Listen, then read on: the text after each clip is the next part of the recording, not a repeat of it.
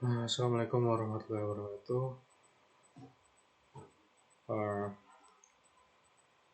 kita akan bahas tentang pengembangan sistem informasi, lebih tepatnya pengembangan sistem. Jadi kita mulai.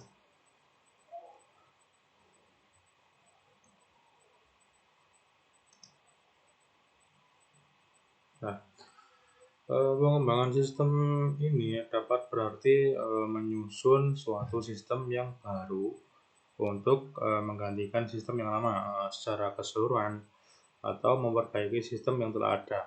Jadi untuk memperbarui atau memperbaiki sistem yang telah ada.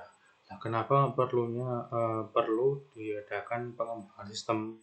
Yang pertama itu adanya permasalahan atau problem yang timbul pada sistem yang lama. Jadi yang sistem yang lama itu mungkin ada masalah-masalah apa gitu. Lalu permasalahan yang timbul dapat berupa mungkin ketidakberesan atau mungkin eh, dengan pertumbuhan organisasi yang semakin besar, mungkin sistemnya juga mungkin butuh yang lebih kompleks. Dan yang kedua, untuk meraih kesempatan atau opportunities teknologi informasi yang telah berkembang dengan cepatnya. Yang ketiga, adanya instruksi-instruksi. Oke, lanjut. Nah, jadi emang benar pengembangan sistem ini memang sangat penting. Ini ada beberapa topik yang akan kita bahas kali ini. Pertama yaitu mengenai prinsip-prinsip pengembangan sistem. Untuk topik kedua yaitu tahapan pengembangan sistem. Topik ketiga perencanaan sistem. Topik keempat analisis sistem. Topik kelima perancangan sistem. Dan topik keenam evaluasi dan seleksi sistem.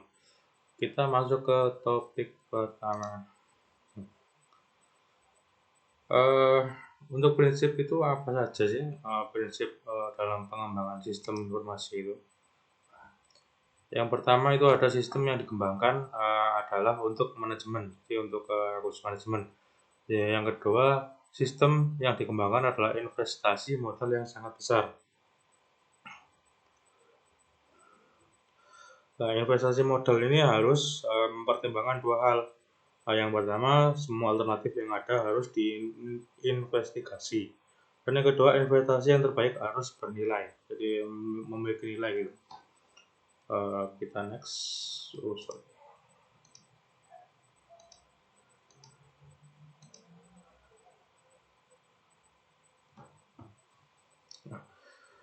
Selanjutnya yaitu prinsip yang selanjutnya yaitu sistem yang dikembangkan memerlukan orang yang terdidik.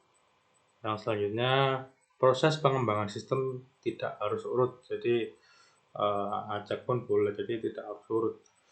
Yang selanjutnya jangan takut membatalkan proyek. Jadi misal proyek itu berjalan lancar ya batalkan aja gak apa-apa kan. Kita itu dituntut jangan takut membatalkan suatu proyek. Dan selanjutnya yaitu dokumentasi harus ada. Jadi memang benar-benar harus memiliki dokumentasi untuk pedoman. Jadi untuk pedoman dalam pengembangan sistem untuk dilakukan pengembangan dalam sistemnya.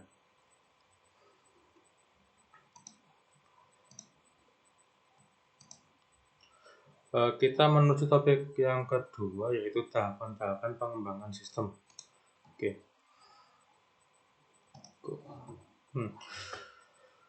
Adalah tahapan pengembangan sistem. Tahapan dalam pengembangan sistem terdiri dari beberapa, yakni sistem planning, sistem analisis, sistem design, sistem selection, dan sistem implementation and maintenance. Kita akan menuju pengertian satu persatu. Kita ke sistem planning dulu. Nah, untuk sistem planning itu biasanya disebut ERP atau Enterprise Resource Planning System atau sistem perencanaan, yaitu sebuah metode perencanaan yang dibuat berdasarkan dua faktor. Yang pertama yaitu internal dan faktor eksternal yang berdampak atau mempengaruhi sebuah perusahaan. Lanjut yang kedua yaitu sistem analisis. Apa sih sistem analisis itu? Yaitu sebuah proses untuk mempelajari prosedur atau bisnis untuk mengidentifikasi tujuan dan sasarannya dan menciptakan sistem dan prosedur yang akan mencapainya secara efisien. Yang ketiga ada sistem desain. Nah, sistem desain itu yaitu sebuah proses untuk mendefinisikan arsitektur desain produk, modul, antarmuka, dan data untuk sistem guna memenuhi persyaratan yang harus ditentukan. Desain sistem sendiri adalah kumpulan komponen desain yang bisa digunakan secara berulang-ulang. Jika hanya sekali lewat dua definisi tadi bisa disimpulkan bahwa desain sistem merupakan kumpulan komponen desain yang konsisten.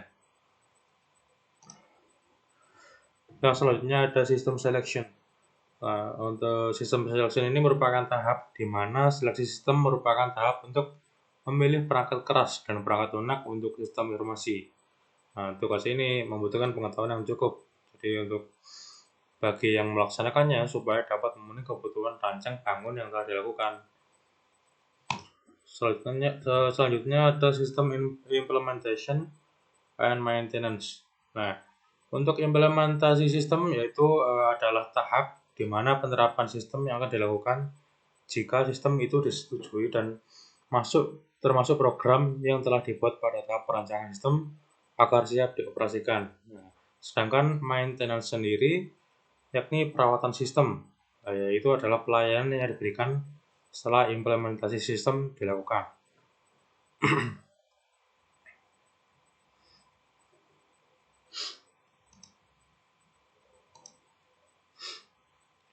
Kita masuk ke topik yang ketiga, yakni perencanaan sistem.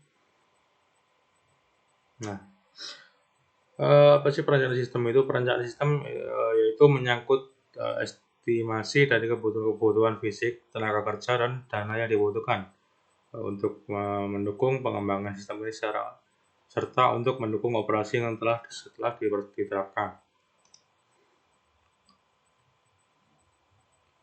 Nah, perencanaan sistem sendiri itu terdiri dari satu, perencanaan jangka pendek meliputi periode 1 sama dengan 2 tahun. Nah, dan juga ada perencanaan jangka panjang meliputi periode sampai dengan 5 tahun.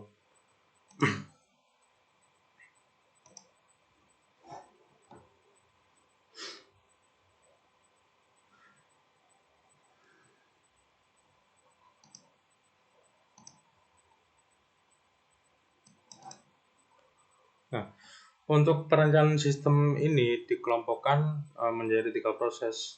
Proses yang pertama yakni merencanakan proyek-proyek sistem yang telah dilakukan oleh staf perencanaan sistem. Nah, di dalam perencanaan proyek ini terdapat tahapan-tahapan. Yang pertama untuk perencanaan proyek, yang pertama adalah mengkaji tujuan, mengidentifikasikan proyek-proyek sistem, menetapkan sasaran proyek-proyek sistem, menetapkan kendala proyek sistem, menentukan proyek sistem prioritas, membuat laporan perencanaan sistem, sampai ke meminta persetujuan manajemen. Untuk yang kedua yakni perencanaan sistem yang kedua yaitu menentukan proyek-proyek sistem yang akan dikembangkan dalam komite pengarah. Nah, di dalam penentuan proyek-proyek sistem ini ada juga tahapan atau proses-proses. Yang pertama yaitu menunjuk tim analisis, dan yang kedua mengumumkan proyek pengembangan sistem. Untuk yang ketiga yakni mendefinisikan proyek-proyek sistem dikembangkan dan dilakukan oleh analisis sistem. Nah, di dalam ini juga ada proses perencanaan. Apa sih proses perencanaannya? Yang pertama itu yaitu melakukan studi kelayakan. Yang kedua menilai kelayakan proyek sistem. Yang ketiga membuat usulan proyek sistem. Yang keempat meminta persetujuan manajemen.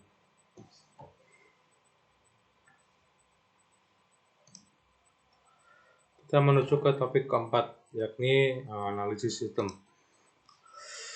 Nah, analisis sistem memiliki definisi sebagai berikut. Jadi, analisis itu dapat diartikan sebagai penguraian dari suatu sistem informasi yang utuh ke dalam bagian-bagian komponennya dengan maksud untuk mengidentifikasikan dan mengevaluasi permasalahan-permasalahan kesempatan-kesempatan, hambatan-hambatan yang terjadi dan kebutuhan yang diharapkan sehingga dapat diusulkan perbaikan. Nah, untuk sederhananya, tahapan analisis merupakan tahap yang kritis dan sangat penting. Karena apa? Karena kesalahan di dalam tahap ini akan menyebabkan juga kesalahan-kesalahan di tahap selanjutnya. Jadi mungkin ini benar-benar sangat kritis kalau emang benar terjadi kesalahan.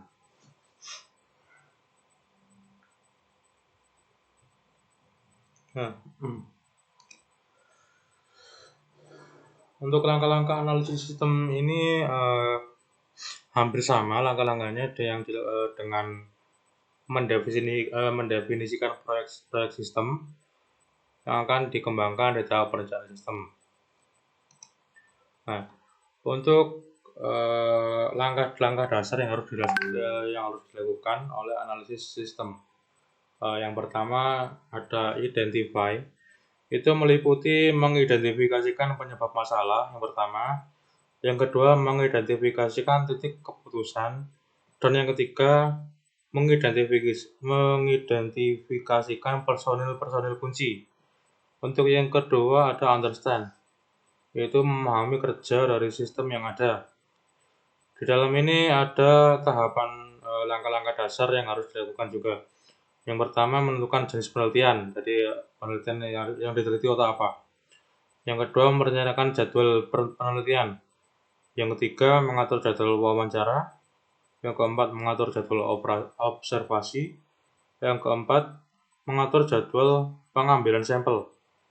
Yang kelima membuat penugasan penelitian. Yang keenam membuat agenda wawancara dan sampai mengumpulkan hasil penelitian. Yang selanjutnya ada analyze, yaitu menganalisis sistem.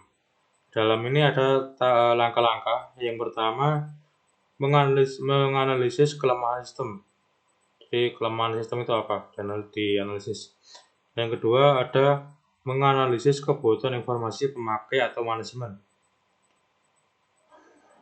Selanjutnya ada report. Nah, yaitu membuat laporan hasil analisis. Nah, report ini memiliki tujuan. Yang pertama yaitu melaporkan bahwa analisis telah selesai dilakukan.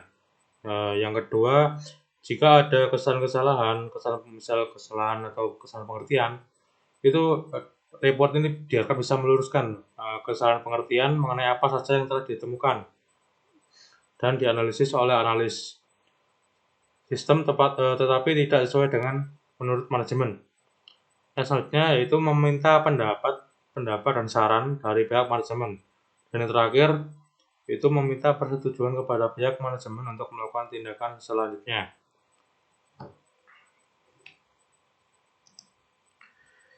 Kita menuju topik kelima yaitu perancangan sistem.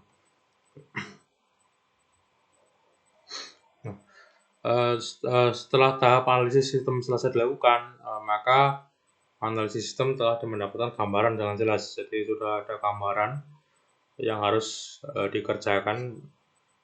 Sekarang waktunya bagi analis sistem untuk memikirkan bagaimana cara membentuk sistem tersebut. Tahap ini disebut dengan perancangan sistem. Perancangan sistem dibagi menjadi dua bagian. Yang pertama, perancangan sistem secara umum atau perancangan konseptual, perancangan logika atau perancangan secara makro. Dan yang kedua, perancangan sistem terinci atau perancangan sistem secara fisik.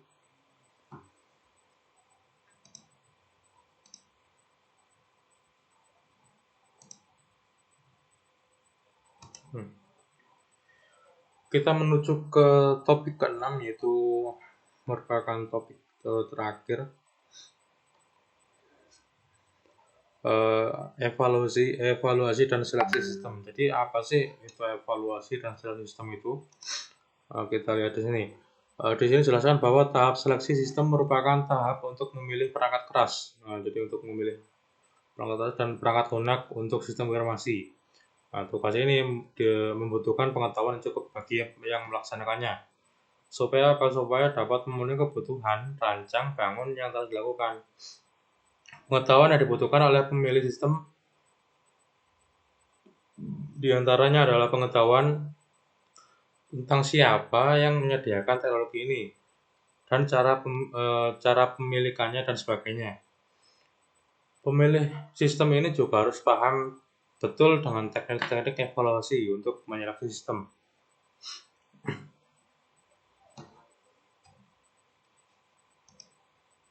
Nah, di dalamnya ada langkah-langkah untuk menyeleksi dan memilih sistem. Ya, yang pertama ini adalah memilih penyedia teknologi.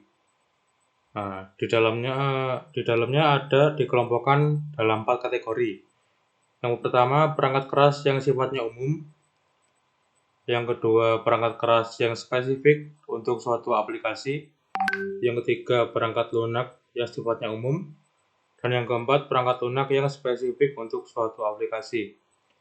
Yang kedua, ada meminta proposal dari penjual. Nah, jika terdapat beberapa penyedia produk dan jasa yang mungkin dapat memenuhi kebutuhan dari sistem, dan kita tidak semua penyedia teknologi ini akan dipilih.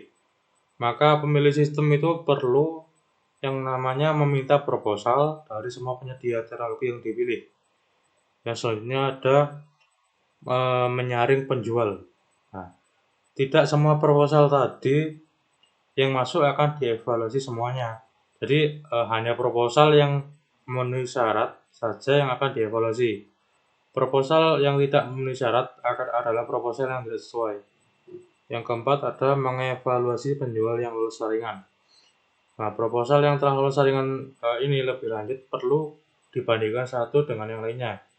Dan ranking untuk menentukan penjual mana yang direkomendasikan. Sebelum itu perlu ditetapkan terlebih dahulu kriteria evaluasi yang akan dilakukan. Oke. Sekian, terima kasih. Wassalamualaikum warahmatullahi wabarakatuh.